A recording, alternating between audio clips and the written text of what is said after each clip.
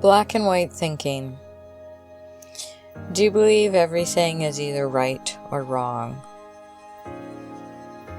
What if I told you life isn't always black and white, but there are a lot of variations of gray out there? Hi, I'm Scarlett Classic, and welcome to Classic Advice, a mental health podcast offering guidance for resilient souls, anchoring calm amid the chaos.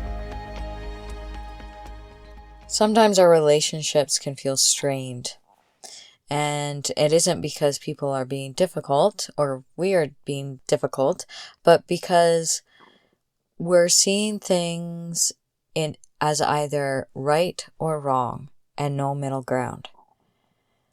But life is so full of these shades of gray. And when we learn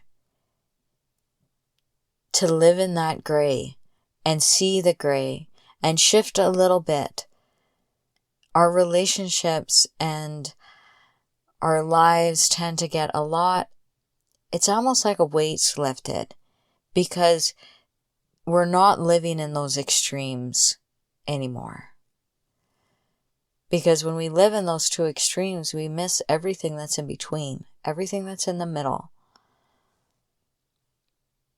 And that's where a lot of understanding lives, right there.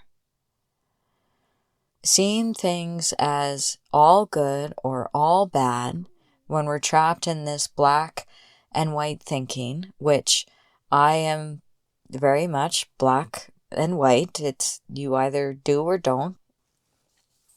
And seeing it as right or wrong or success or failure with no in between feels clear and structured, but it's also very limiting, because the mindset can, create this unnecessary conflict almost, and it can really damage relationships if we're stuck in this very rigid type of thinking. Because real life can get messy. People, including ourselves, are not perfect. We're very complex. Even when we are from the same country with no cultural differences and no language barriers, if we only see things in the extremes, we can sometimes miss a little bit of reality. Why do we sometimes think in blacks and whites? I have thought about that and about this subject a lot, because I get stuck in this very extreme type of thinking. But it can almost be like our brain wants this certainty, and I'm wondering if it's because we want certainty and we want control, and black and white thinking feels safer and easier and reduces overwhelm, because we either do or don't. It's this or that. No in between. But it can come at a cost, because we can be less empathetic and less flexible, and that in itself can cause more frustration, especially in relationships. If we have this thinking of they're wrong and I'm right, or they hurt me, so that equals that they're bad. But sometimes this black and white we think it's bringing clarity, but it isn't always true, and we need to learn how to bend a little bit. Because relationships live in this gray area. Thinking about my own relationship with my own husband and my kids even, and friendships, we don't all see eye to eye. And my kids are getting older now. As parents, we have to step back and let him really grow into who he's becoming as a person, and letting him make his own decisions and learning from his own mistakes. because in relationships, we don't all see things eye to eye. And I'm seeing this more and more as my kids get older, because they're growing and because they're growing up.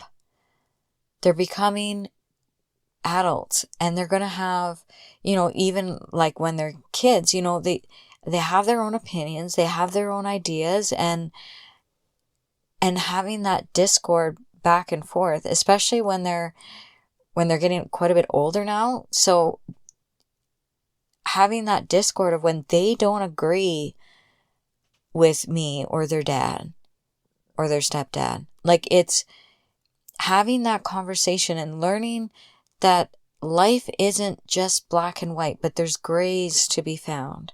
And just because I do something one way doesn't mean that they have to grow up and do it the exact same way. And it doesn't make it wrong. It's just different.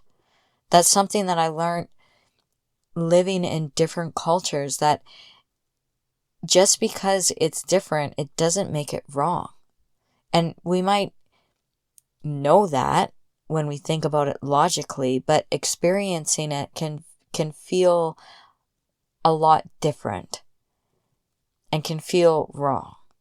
Like, there's certain routines that I do in my day. There's certain ways that I do things and why I do it this way. And another person, like my husband, grew up doing it a completely different way, and it doesn't make it wrong. It's just different. So then me and my husband have to have this conversation of, well, how are we going to do it? Maybe we're going to do it completely different than, how his parents did it, how my parents did it, and we find our own new way. And that's a shade of gray.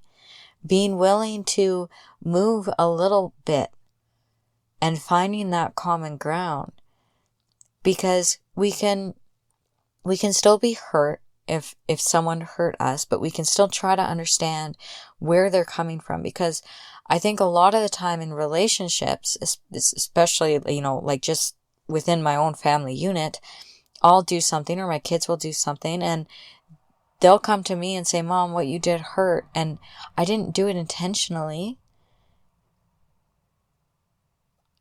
but I have to understand where they're coming from. And then vice versa, when they do something and I say, hey, like, when you do XYZ, it hurts. And bring awareness to them, that because in their eyes, they don't see an issue with it. Because and understanding this whole concept, there's black and white can exist, but so do all the other shades in the middle. And both sides can exist at the same time, and that's gray. Connection doesn't come with, reinforcing the fact that you were right and they were wrong. It comes with that willingness to understand where the other person is coming from, and willing to see things from their point of view, and realizing that there's gray. Realizing that, there's a different way to look at this. There's a different way to see it. Because if we pause before we react when we're hurt, then we can ask ourselves, what am I not seeing? This challenges our first reaction to just be hurt. And sometimes it's really hard to understand where another person is coming from. And that's when that sit down and discord, that conversation, is so vital, because you can have that back and forth, but we need to be calm about it, not hot-headed and not pig-headed, because we're on the white side and we see them as on the black side.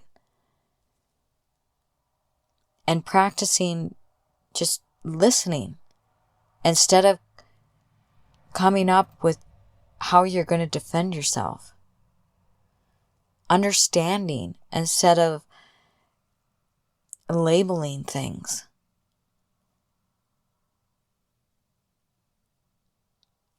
gray, learning to see things in gray is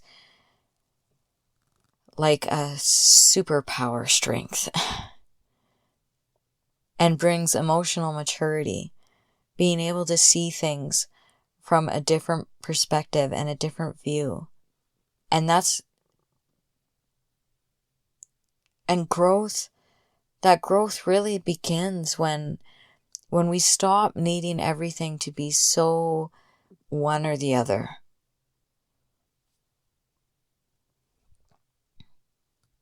You don't have to abandon your beliefs, but we can learn how to expand them. And life gets so much lighter when we release this very rigid thinking. And you allow complexity, and you allow and accept imperfection. Because the goal isn't always to be right in an argument or a discord or conversation. The goal is to grow and learn. The moment we start to embrace gray is the moment when we start seeing things a lot more clearly. And that pressure of rigid thinking, of black and white, is let go and loosened off. In your life right now, are you holding on to an area of very black and white thinking? And where can you loosen up a little bit? Not to abandon your beliefs, not to completely throw in, the towel on something you really firmly believe in or your integrity.